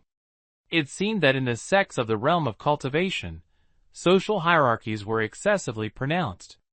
Ming Orden, being quite familiar with these two, understood their personalities well. He spoke up. "Senior brothers, may I trouble you to lead us inside so that junior brother Blake can receive his robes and pills?" One of them snorted coldly and replied, "No need to go in. Just wait here. I'll get them for him." With that, he turned and walked away, muttering under his breath, "If he's just going to raise spirit beasts, what does he even need pills for?" Moments later, the man returned, carrying some robes from the 10,000 Swords sect and a small bottle of pills. Lazily handing them to Ming Orden, he said, "Ming, don't forget to remind him, on the 15th of every month, he must come here to collect his pills. If he misses the time, there won't be any left." Ming Orden nodded repeatedly. Understood, senior brother. In truth, Ethan Blake was standing right next to him, and naturally, he heard every word.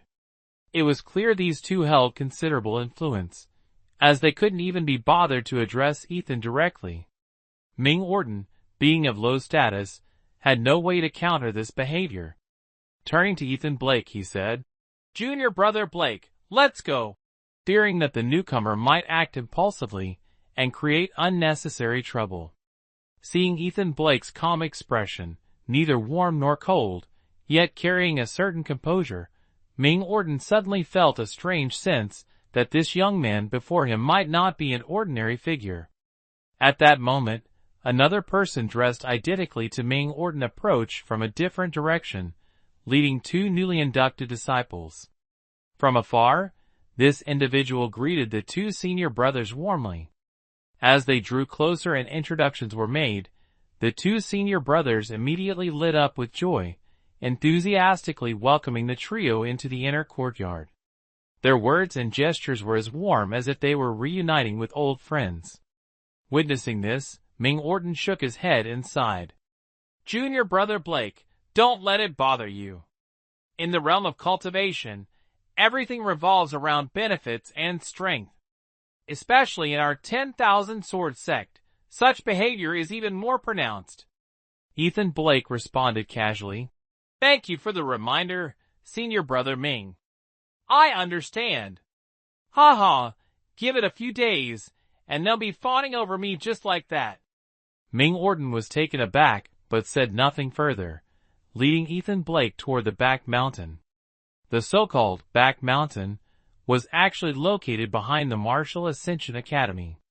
It was a place rarely visited, untouched and overgrown with dense vegetation and jagged rocks. As soon as one stepped into the area, the roars of various ferocious beasts echoed, shaking the very soul.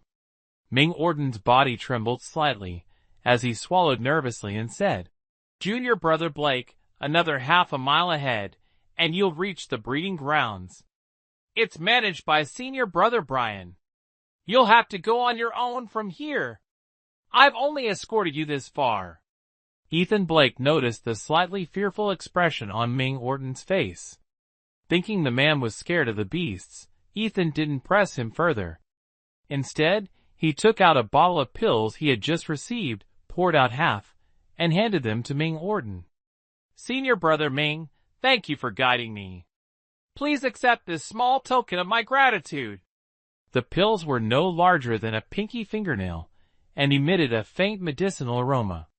With his herbal knowledge learned from Selena, Ethan immediately recognized them as the lowest-grade bone-nourishing pills, which were useless to someone like him who had already reached the tiger-subduing realm.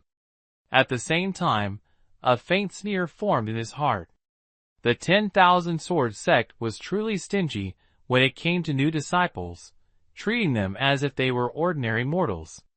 In truth, those who could pass the trial of life and death were all robust in body and steadfast in mind, already considered extraordinary individuals even in the mundane world. After feigning modesty for a moment, Ming Orton finally accepted the pills. Hesitating briefly, he said, "Junior brother Blake, seeing your generosity, I'll give you a piece of advice. The pills new disciples receive are called origin pills. When consumed, they help gather energy and cultivate the spirit, assisting in absorbing the surrounding essence to strengthen one's foundation. However, those two people at the General Affairs Hall earlier shortchanged you, swapping them with these low-grade bone-nourishing pills to deceive you." Ethan Blake frowned, a cold glint flashing in his eyes for a moment before he quickly regained his composure. "Thank you for the advice, senior brother Ming," he said calmly. Ming Orton nodded, turned to leave, but after a few steps, he stopped and added, "On the 15th of each month, aside from collecting pills from the General Affairs Hall, the elders also hold lectures to teach cultivation techniques to new disciples. You must not forget this." Ethan Blake felt a surge of warmth in his heart. Despite accepting his pills, this senior brother Ming still had some integrity. Bowing deeply, Ethan said loudly. "Senior Brother Ming, should I ever rise to prominence, I will repay your kindness 100-fold." The teachings of Margaret Snow on gratitude and repayment had always been his guiding principle. Ming Orton waved his hand dismissively and walked away with a confident stride. Taking a deep breath, Ethan Blake turned and headed deeper into the back mountain. The further he went, the louder the roars of the ferocious beasts became, shaking the surrounding flowers, grass, and trees. The half-mile journey passed in the blink of an eye. Sure enough, amidst the jagged rocks, there appeared a small clearing with a simple thatched hut standing before him. The stark contrast between this humble hut and the grandeur of the Martial Ascension Academy was striking, highlighting the disparity in status between the Academy's disciples and those stationed here. At that moment, in front of the thatched hut, a young man around 26 or 27 years old stood with his arms crossed. He wielded a sharp axe, hacking at a hunting bird, sending blood splattering and flesh flying everywhere. This must be Senior Brother Brian. Ethan Blake quickly approached, bowing respectfully. Junior Brother Ethan Blake greets Senior Brother Brian. Senior Brother Brian seemed not to hear anything. He kept swinging the axe in his hand until the hunting bird was chopped into 8 pieces. Only then did he let out a thud, embedding the axe into the tree trunk beside him. Raising his head, he looked Ethan Blake up and down with bloodshot eyes before speaking. "I am Toby Bryan, in charge of managing the nurturing camp here. Judging by your unlucky appearance, you must be another unwelcomed one. All right, help me carry these chunks of meat to that cart over there. We're going to feed the beasts." Toby Bryan pointed to an old, shabby ox cart in front of the straw hut as he spoke. Ethan Blake didn't stand on ceremony. He casually tossed the clothes he was holding onto the ground, rolled up his sleeves, and without minding the bloodstains on the meat, picked up a chunk and walked toward the cart. However, in his heart, he couldn't help but wonder what kind of ferocious beast this could be. A single piece of meat weighed 300 pounds. If it were a complete creature, it might weigh several thousand pounds. Toby Bryan noticed Ethan Blake carrying a piece of meat weighing several hundred pounds with ease, showing no signs of strain. He revealed a look of surprise, but quickly grabbed another piece and began loading it. After a while of busy work, all the meat was loaded onto the cart. Toby Bryan then ran to a large water jar in front of the hut, scooped up some water, and washed the blood off himself. At the same time, he called out to Ethan Blake, "Take off your shirt. If you go feed those beasts wearing blood-stained clothes, they might think you're food. I'm not joking. Several disciples have died like that not long ago." Ethan Blake froze for a moment, but didn't hesitate. He removed his shirt, revealing a muscular physique. His slightly glossy skin made his muscles appear even more perfect, as if every fiber contained explosive strength. Seeing this, Toby Bryan nodded silently. The two of them pushed the ox cart along a rugged, winding mountain path. After half an hour, they stopped in front of a massive iron cage. The iron cage stood 100 feet tall and stretched 500 feet long. It was unclear what material it was made of, but it looked incredibly sturdy, seemingly fused into the mountainside. The cage was divided into numerous smaller compartments, over 100 at a glance. Each compartment housed a ferocious beast. These beasts were bizarre and varied in form, creatures Ethan Blake had neither seen nor heard of before. Among them, he recognized Wolf Hall from his trial, and the ferocious jade-green tiger from the spring hunt. "Senior Brother Brian, with so many beasts, how can just this little meat be enough to feed them?" Ethan Blake couldn't help but ask. Of course, it's not enough. If they were fed to fullness and regained their strength, how could this iron cage possibly hold them? Toby Bryan sneered. He pulled out 2 steel blades from beneath the cart, tossing one to Ethan Blake. "Cut the meat into smaller pieces. See the iron chains on the cage? Hang the cut pieces on those chains, then pull the other chain to lift the meat up. Those beasts will naturally eat it. Ethan Blake took the broadsword and immediately got to work. The ferocious beasts trapped in the iron cages were obviously starving. Catching the scent of blood, they grew even more restless and uneasy, occasionally letting out roars. Over 100 beasts roaring together sent shockwaves through the air, striking fear into anyone nearby. Chapter 57, Storms Arise. After feeding over 100 fierce beasts, the two of them finally returned to the thatched house. On the way back, Toby Bryan briefly introduced the situation of the breeding camp. These fierce beasts were all raised for the entrance examination held once every 5 years to recruit disciples. Camps like this were numerous within the 10,000 sword sect, with over a dozen in total.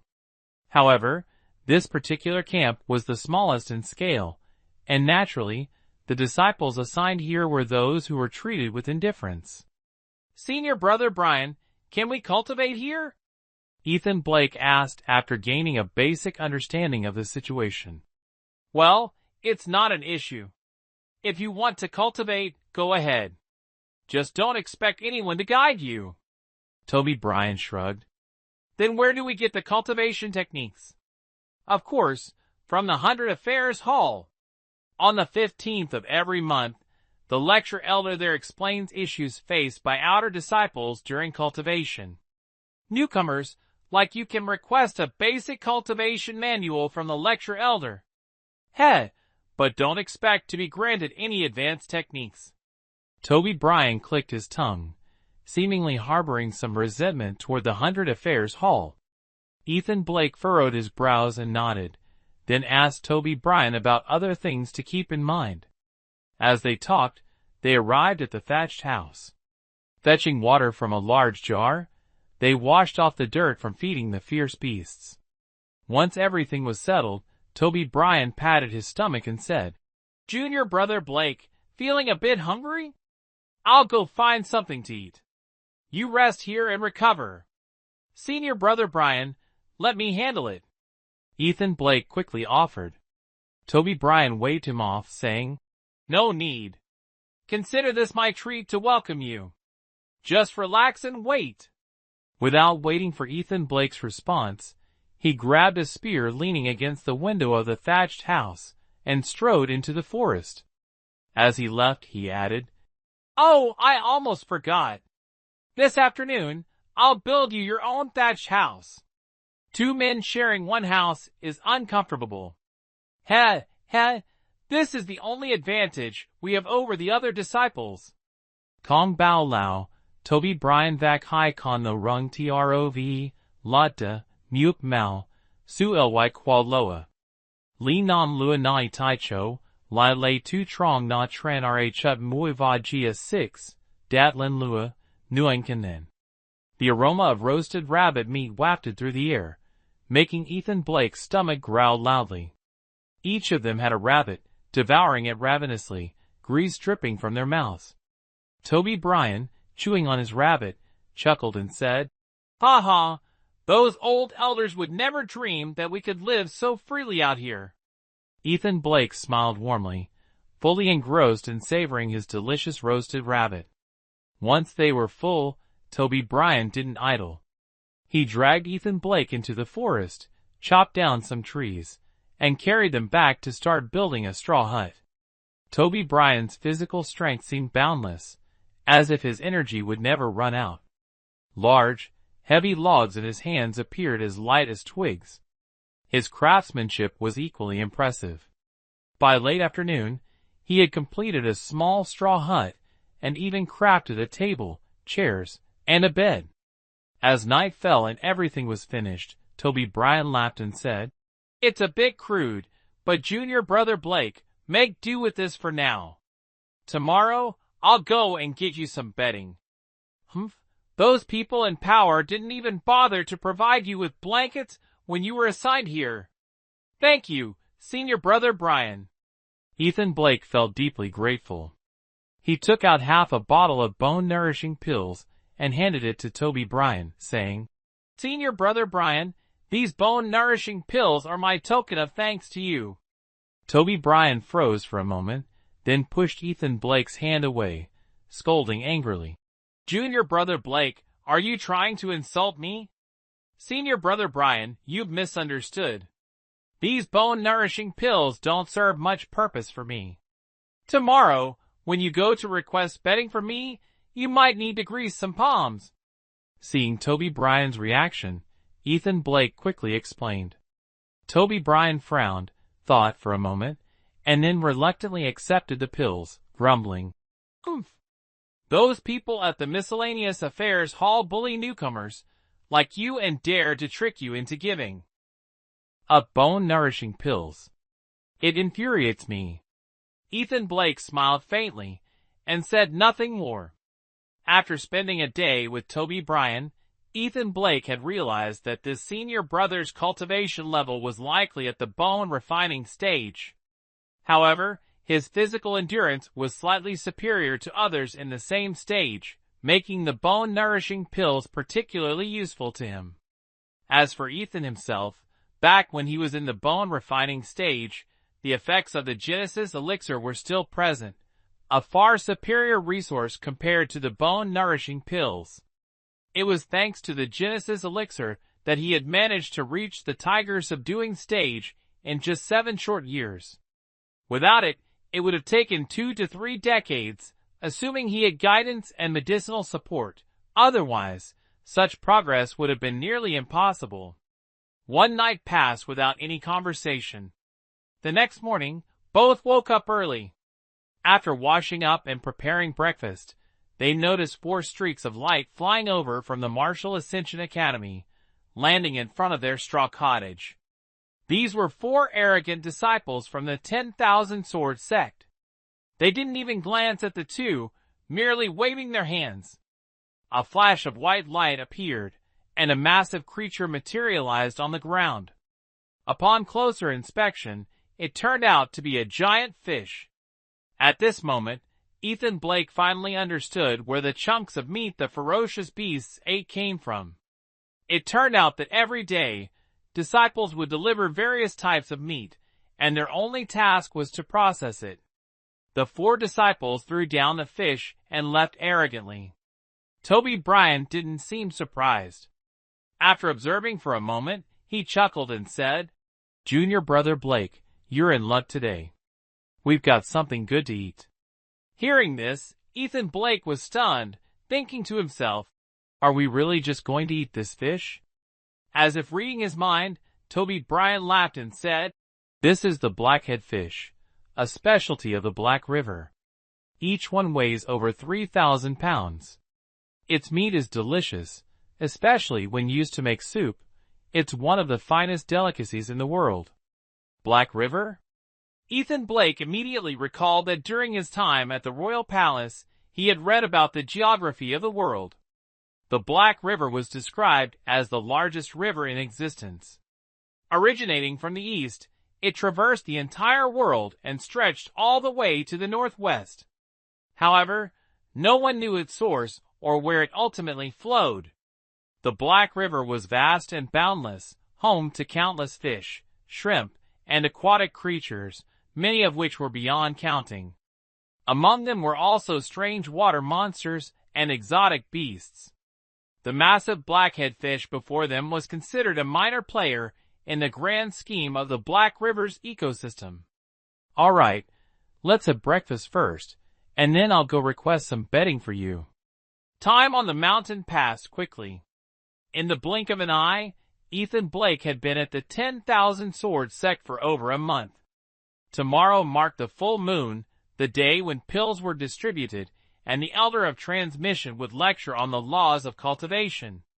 During this time, apart from daily duties of caring for the ferocious beasts alongside Toby Brian, Ethan Blake diligently practiced the techniques in the Codex of Might to strengthen his body. Every night, he would sneak into his hut to cultivate the Bright Mirror Clear Heart mantra, refining the spiritual consciousness he had just begun to develop. Being immortal, on the other hand, remained unusually quiet. Occasionally, he would exchange a few words with Ethan Blake, but most of his time was spent recovering his damaged spiritual consciousness. According to being immortal, the heavenly lightning strikes were incredibly potent and nearly obliterated his consciousness. Without 10 or even 8 years, it would be hard to fully recover. If it weren't for the Tower of Heaven's Reach, forged from the life essence of stone might, where he could hide and absorb some of its residual energy, he might have already faced total annihilation. As for Toby Bryan, he was somewhat different from Ethan Blake. After feeding the beasts each day, he would disappear without a trace. What he did during that time, Ethan Blake didn't pry into. After all, they didn't interfere in each other's affairs, which saved them from unnecessary trouble. Early the next morning, Ethan Blake bid farewell to Toby Bryan, dressed neatly, and followed the familiar path to the 100 Affairs Pavilion. By the time Ethan Blake arrived, a crowd of disciples had already gathered in front of the pavilion. Observing carefully, most of the disciples were unfamiliar to him. Only a few, whom he had encountered at the Heavenly Sword Path, left a slight impression. Scanning the crowd, Ethan Blake didn't see Wendy Wu's figure, and a slight disappointment arose in his heart. He thought to himself that Wendy Wu probably hadn't passed the assessment and had been eliminated. The gathered disciples, evidently having just arrived as well, were exchanging greetings and taking the opportunity to get acquainted. Among them, a few who had seen Ethan Blake before noticed him approaching from the direction of the Martial Ascension Academy and immediately began whispering and pointing in his direction. Ethan Blake frowned. Without needing to listen closely, he could already guess they were talking about how he had been assigned by Elder Bray Wyatt to feed the beasts. "Did you hear? That guy must have offended Elder Bray Wyatt somehow. He had just joined the sect and was already sent to feed the beasts. Ha ha, what bad luck. I remember during the assessment, he entered with a beautiful girl.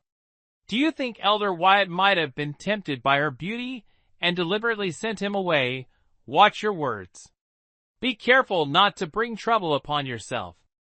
"Yes, yes, yes. Thank you, Brother Wang, for the reminder. However, we should still stay far away from that brat. Let's not let others misunderstand that we're associated with him and bring trouble upon ourselves. Of course, only fools would associate with him. Let's go, he's coming this way. We'll head over there." Ethan Blake acted as if he didn't hear their words, quietly finding a spot to stand. In his mind, he was already calculating how to demand a one-origin pill from the two people who had greeted him the day before. As time passed, more and more disciples gathered from all directions. To Ethan Blake's astonishment, a few of them arrived riding flying swords. It was worth noting that those who came to the 100 Affairs Pavilion to attend lectures were all outer disciples.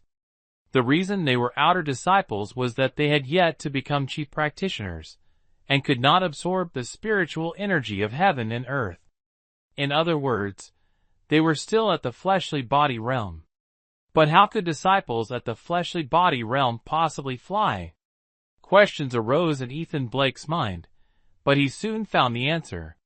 He overheard a group of disciples standing not far from him, speaking in India's tones as they whispered among themselves. "Did you see that? Those who arrived on flying swords are all favored disciples of the elders. Even though they are outer disciples, their treatment is completely different from ours. See those flying swords? Those are magical artifacts personally crafted by the elders. Once bonded with blood, even an ordinary person could use them to fly. Hey, what's there to envy? They've got connections and backgrounds. How could we ever compare? Sigh. Back in the mundane world, we were people others respected. Yet here in the realm of cultivation, we're not even worth a fart. Enough with the sighing.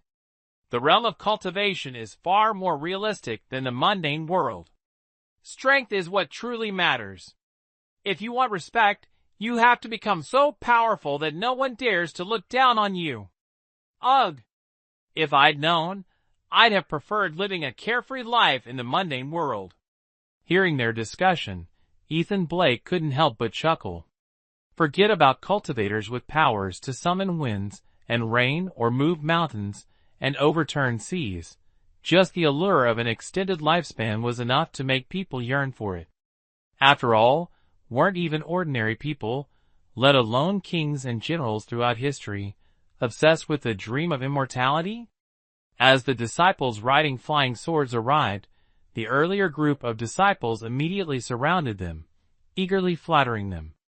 Only a few stood coldly on the sidelines, disdainful of such behavior. Among them was a young man, around 20 years old, holding an ancient sword in his arms. Dressed in a light blue Taoist robe, he exuded an air of aloof arrogance. Seeing the scene before him, the young man let out a cold snort. "A bunch of useless trash, daring to show off." His voice was neither too loud nor too soft, just enough for everyone to hear. Immediately, the expressions of the disciples who had arrived on flying swords changed. They all turned their gazes toward the young man, scrutinizing him from head to toe. The young man carried an air of supreme arrogance, as if the world revolved solely around him. He paid no heed to the angry glares of the others, acting as though he hadn't noticed them at all. "Junior brother, watch your tongue and speak respectfully." Finally, someone could no longer suppress their anger. One of the disciples, who had arrived on a flying sword, pushed through the crowd and strode forward, glaring fiercely at the young man. This man stood 9 feet tall, his dark skin resembling forged iron. His muscles bulged as if they would tear through his clothes at any moment. "I'll say whatever I want," the young man replied coldly, casting a dismissive glance at the iron tower-like figure. "You arrogant brat! How dare you call us trash? Today, I'll show you who the real trash is." The iron tower, clearly a hot-tempered individual, grew even angrier at the young man's insolence. With a loud roar, he swung his fist directly at him. #### Chapter 58, Gossip. The force of Black Iron Tower's punch faintly carried the sound of roaring thunder, extremely sharp. It was not hard to imagine that if it struck a vital point, it would undoubtedly be fatal with a single blow. Even if it missed, it would still cause severe tendon and bone injuries. The surrounding disciples all drew a sharp breath. Fights among fellow disciples were common, but causing a fatality would mean violating the sect's rules. Black Iron Tower's ruthless attack clearly showed he had someone backing him. The young man slightly furrowed his brows, a cold glint flashing in his eyes, as he said in a deep voice, "Courting death." As soon as the words were spoken, the ancient sword he was holding suddenly unsheathed itself. A streak of bronze-colored sword light directly met Black Iron Tower head-on. The two didn't waste words. Once they disagreed, they immediately struck, and both used lethal moves. The surrounding disciples were no longer just drawing sharp breaths. Their hearts raced in alarm. "Stop!" At that moment, a loud shout suddenly came from the Hall of Affairs. Shortly after, an elder in a purple robe flew out. Before his figure even landed, his palms consecutively unleashed strikes. Immediately, 2 whirlwinds rose in midair, enveloping both Black Iron Tower and the young man, forcing them to spin in place and neutralizing all their power. Smack! Smack! 2 crisp slapping sounds followed. Black Iron Tower and the young man stopped spinning, half their faces swollen, expressions filled with bewilderment. Only then did the purple-robed elder land on the ground, his face full of anger as he bellowed. "Which elder's disciples are you two? Daring to cause trouble in front of the Hall of Affairs? Do you take Mount Pingba for nothing?" This elder, named Mount Pingba, exuded an oppressive aura. His sharp voice was piercing, causing the surrounding disciples to lower their heads hurriedly, not daring to meet his gaze. This man stood 9 feet tall, with dark, tan skin resembling a steel tower, and muscles so bulging that they seemed ready to tear through his clothing. Black Iron Tower and the young man both turned pale, speaking almost simultaneously.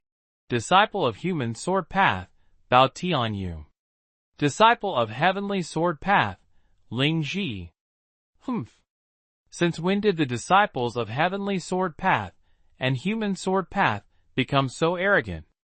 If I hadn't intervened today, were you planning to cause bloodshed?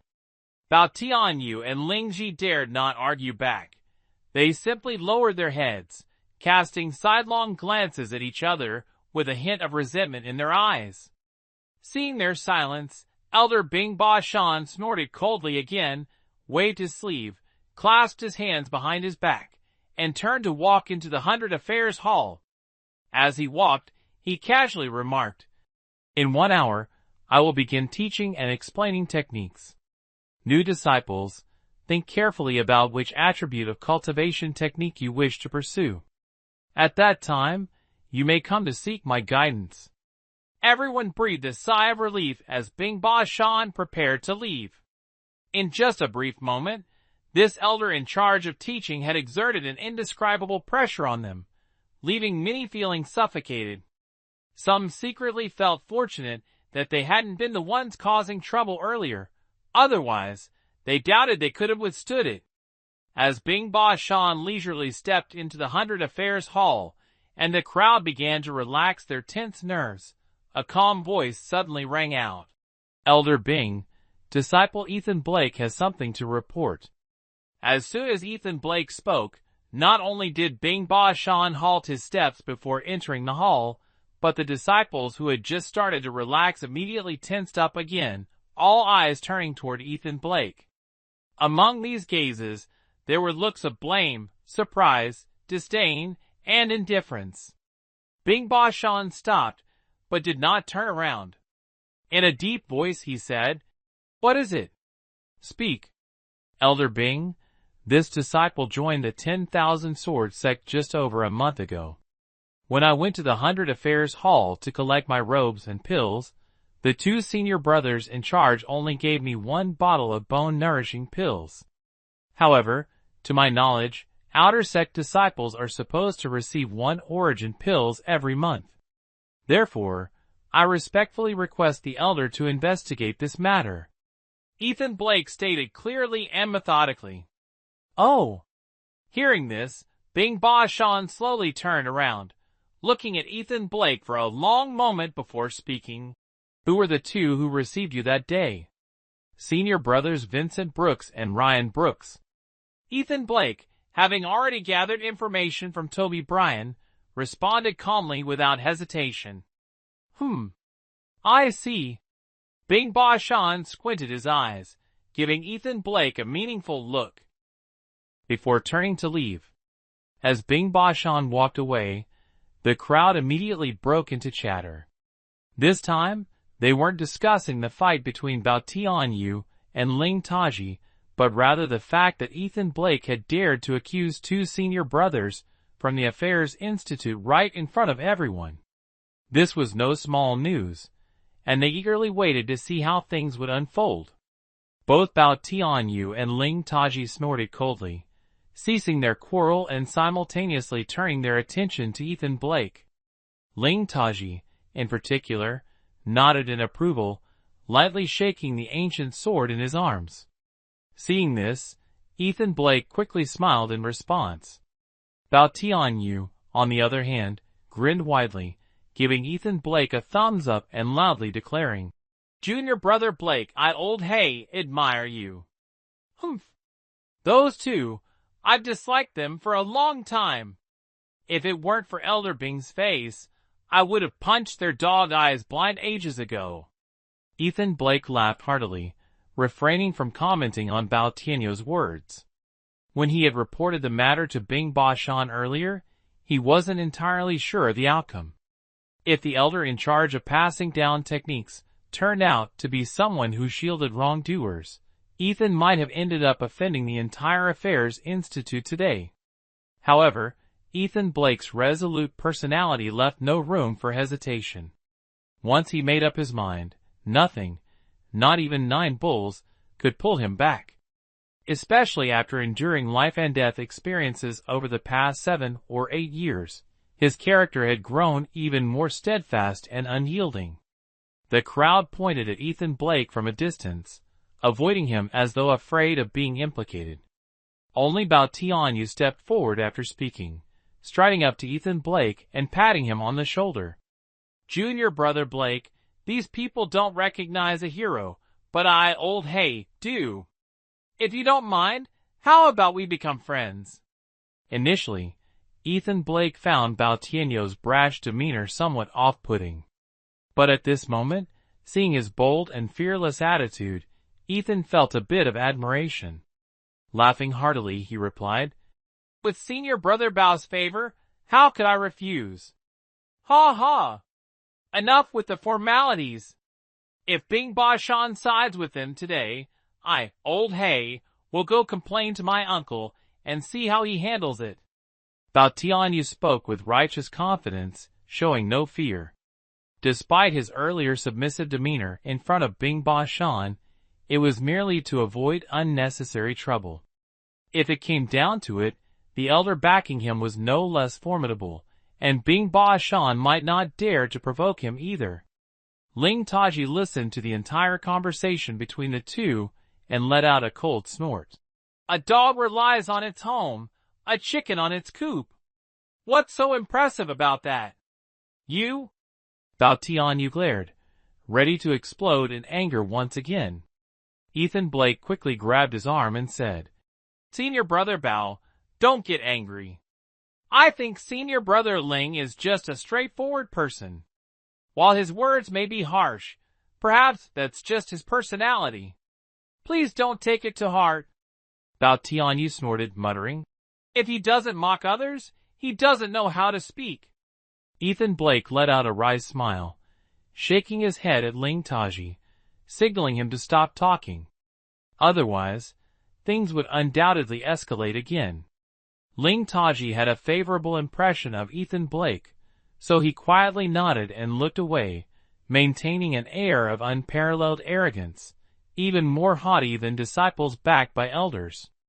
The 100 Affairs courtyard was a small compound. Since Bing Ba Shan had just gone out, the red-painted gate was wide open, allowing many disciples to see inside. The last time Ethan Blake came here, he hadn't even had the chance to enter before being turned away at the door. This time, he seized the opportunity to glance inside. The courtyard was spacious, devoid of flowers or grass. At its center stood a tall, 3-legged incense burner made of brass, engraved with depictions of rare and exotic beasts. A faint blue smoke wafted from the burner, curling upward and lingering in the air, its fragrance subtly permeating the surroundings. About 2 to 3 paces away from the incense burner stood a grand hall with its doors wide open. Shadows moved about inside, but it was impossible to see clearly. Moments later, 2 people suddenly emerged from the hall, striding quickly toward the courtyard's entrance. As they approached, Ethan Blake finally recognized them. It was none other than the brothers Vincent Brooks and Ryan Brooks. The two wore expressions of anger. Even before reaching the gate, their icy glares were already fixed on Ethan Blake. "This brat, how dare you tattle on us in front of the master? Do you think we brothers are easy to bully?" Vincent Brooks took a few steps forward, standing before Ethan Blake, shouting loudly. The other disciples immediately scattered to form a circle, their thoughts aligned. This was going to be entertaining. Only Bao Tianyu stood motionless next to Ethan Blake. As for Ling Taji, who had already been standing a bit further away, she blended into the crowd without needing to move. Ethan Blake had been informed by Toby Bryan that the Cam brothers were both at the early stage of the divine transformation realm and only outer sect disciples. However, they were skilled flatterers, and had earned Bing Ba Shan's favor, allowing them to run rampant in the 10,000 Sword sect. Even some junior inner sect disciples avoided provoking them. "You've been skimming off my elixirs for your own gain. Of course, I'm going to report you." Though Ethan Blake was still at the tiger-subduing realm, he had reached its later stage. Combined with his cultivation of the bright mirror clear heart mantra, he not only possessed a robust physique, but also superior mental strength. If he were to fight these two, he was confident he wouldn't lose. At this moment, Ryan Brooks approached as well, raising an eyebrow as he said, "So what if you reported us? Do you think the master will punish us? Today, we brothers will teach you a lesson.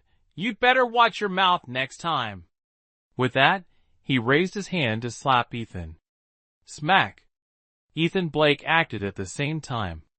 Before Ryan Brooks's slap could land, Ethan struck him hard across the face. The crisp sound echoed as Ryan Brooks was stunned by the blow, then erupted into a furious outcry. Vincent Brooks, seeing his younger brother being wronged, didn't hesitate and charged straight toward Ethan Blake. "Get out of my way, you brat!" At that moment, Bao Tianyu suddenly roared, his fist as massive as a bronze hammer, directly slamming into Vincent Brooks' chest. The blow sent Vincent flying backward, crashing hard onto the ground, his face contorted in pain as he gritted his teeth. Bao Tianyu had shown some restraint out of respect for Elder Bing, otherwise, Vincent would have been gravely injured. Though both were